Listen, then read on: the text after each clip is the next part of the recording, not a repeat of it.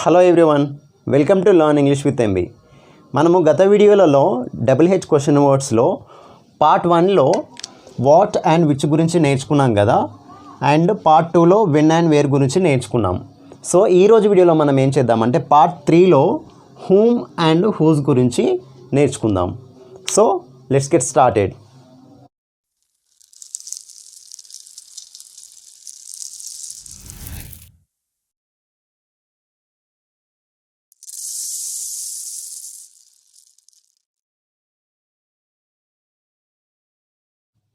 Whom అంటేనే అర్థం ఏమొస్తుంది మనకి?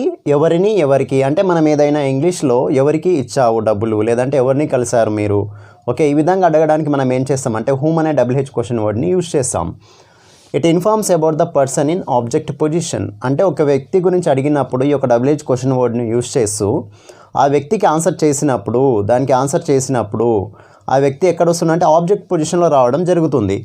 ఇక్కడ స్ట్రక్చర్ తీసుకుంటే same like WH question word whom తీసుకున్నాము, తర్వాత హెల్పింగ్ వర్బ్స్ తీసుకుంటాము, అండ్ సబ్జెక్ట్ అండ్ లాస్ట్ ఈ విధంగా main verbs like inviting, blaming, call, fight, ఇవన్నీ ఏంటంటే మెయిన్ వర్బ్స్. ఒకటి ఎగ్జాంపుల్ తీసుకుంటే మీరు ఎవరిని ఎక్కువగా ఇష్టపడతారు అని అడగాలి ఇంగ్లీష్లో. అప్పుడేంటి? Whom do you like most. Whom do you like most. I like most my parents అని చెప్పాలి. అప్పుడేంటి?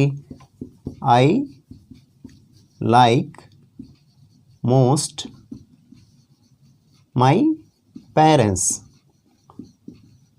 సో ఈ విధంగా చూడండి, I like most my parents. ఇక్కడ ఐ అనేది ఏంటంటే ఇది subject position, and my parents అనేది ఏంటంటే ఇక్కడ object position.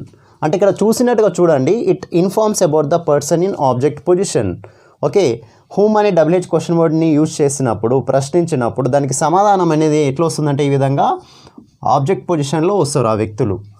Okay, next example చూస్తే మీరు పార్టీకి ఎవరిని ఆహ్వానిస్తున్నారు అని అడగాలి. Whom are you inviting to the party. Whom are you inviting to the home. Whom are you inviting to the meeting. So like this, ఈ విధంగా మనం ప్రశ్నలు అడగవచ్చు. నెక్స్ట్ ఎగ్జాంపుల్, ఆమె ఎవరిని నిందిస్తున్నది. Whom is she blaming.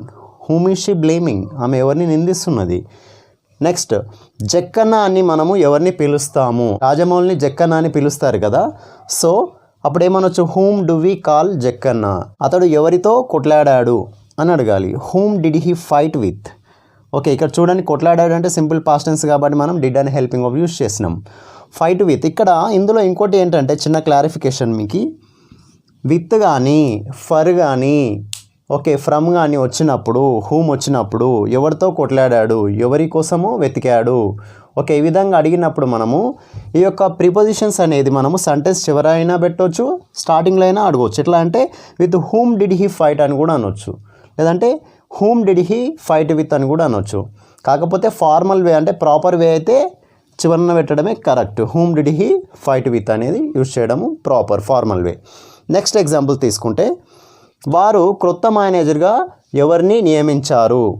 Whom did they appoint as a new manager. మీరు ఆఫీస్లో ఎవరిని కలిశారు. Whom have you met in the office. Teacher ఎవరిని ప్రశ్నలు అడిగింది. Whom did the teacher ask the questions. వారు రేపు ఎవరితో ఆడుతున్నారు అని అడగాలి. అప్పుడేంటి మరి? Whom are they playing with tomorrow. లేదంటే నేను ఇంత ముందుకు చెప్పినట్టుగా విత్ అనేది మనం స్టార్టింగ్లో కూడా పెట్టుకోవచ్చు. ఎట్లా అంటే with whom are they playing tomorrow. Next example, అతడు ఎవరిని పెళ్లి చేసుకున్నాడు. హూమ్ డిడ్ హీ మ్యారీ, లేదంటే whom did he get married అని కూడా మనం అనొచ్చు. అంటే ఈ విధంగా మనము ఎవరిని, ఎవరికి అని అడిగే సందర్భంలో మనము హూమ్ అనే WH క్వశ్చన్స్ని యూజ్ చేస్తూ ప్రశ్నలు ఈ విధంగా అడగవచ్చు. నెక్స్ట్ మనము హూజ్ అనే WH క్వశ్చన్ వర్డ్ని చూద్దాం. Okay, next WH question word is whose. Whose అంటే మీనింగ్ ఏముంది తెలుగులో? ఎవరిది, ఎవరివి, ఎవరి యొక్క. ఓకేనా, ఏదైనా వస్తువు గురించి అయ్యుండొచ్చు, ఏదైనా ఇల్లు గురించి అయ్యుండొచ్చు. ఓకే, పలానా వస్తువు, ఓకే, ఎవరిది, అదెవరిది, ఎవరి సొంతము, దానికి ఓనర్ ఎవరు అనే సందర్భంలో మనం అడగడానికి ఏం చేస్తామంటే హూజ్ అనే WH క్వశ్చన్ వర్డ్ని ఇంగ్లీష్లో యూజ్ చేస్తాం. It indicates owner of belonging. ఇందులో స్ట్రక్చర్ ఏముందంటే మరి ఈ విధంగా మనం హూజ్ అనే WH క్వశ్చన్ వర్డ్ తీసుకోవాలి. తర్వాత ఇందులో ఏమొస్తుందంటే ఆబ్జెక్ట్ వస్తుంది. అంటే మనం దేని గురించి అయితే అడుగుతున్నామో దాన్ని మనం ఏం చేస్తామంటే హూజ్ అనే WH క్వశ్చన్ వర్డ్ తర్వాత రాస్తాము. ఆ తర్వాత మనం ఈ విధంగా హెల్పింగ్ వర్బ్ తీసుకోవాలి. తర్వాత సబ్జెక్ట్ అండ్ మెయిన్ వర్బ్. ఒకటి ఎగ్జాంపుల్ తీసుకుంటే ఈ మొబైల్స్ ఎవరివి అని అడగాలి. Whose mobiles are this, whose mobiles are this, ఈ మొబైల్స్ ఎవరివి. హూజ్ మార్కర్ ఈజ్ దిస్, ఈ మార్కర్ ఎవరిది. హూజ్ మొబైల్ ఈజ్ దిస్, ఈ మొబైల్ ఎవరిది. హూజ్ బుక్ ఈజ్ దిస్, ఈ పుస్తకం ఎవరిది. అంటే ఈ విధంగా మనం క్వశ్చన్స్ చేయడానికి ఏం చేస్తామంటే హూజ్ అనే WH క్వశ్చన్ వర్డ్ని యూజ్ చేయాలి. నెక్స్ట్ ఎగ్జాంపుల్, భవిష్యత్తులో నీవు ఎవరి సహాయం తీసుకుంటావు అని అడగాలి. Whose help will you take in future, మీరు రెగ్యులర్గా ఎవరి సినిమాలు చూస్తారు. Whose movies do you watch regularly. Whose songs do you listen to most, మీరు ఎక్కువ సాంగ్స్ ఎవరివి వింటారు. ఎవరి నటన అంటే మీకు ఇష్టం. Whose acting do you like, ఈ ఇల్లు ఎవరిది. హూజ్ హౌస్ ఈజ్ దిస్, ఎవరి డాన్స్ అంటే మీకు ఇష్టం. Whose dance do you love, whose performance do you love. ఈ విధంగా ఎవరి సలహా మీరు తీసుకుంటారు. Whose advice do you take, ఆమె ఎవరి పుస్తకాలు చదువుతుంది. Whose books does she read, అతడు ఎవరి కంప్యూటర్ ఉపయోగిస్తున్నాడు.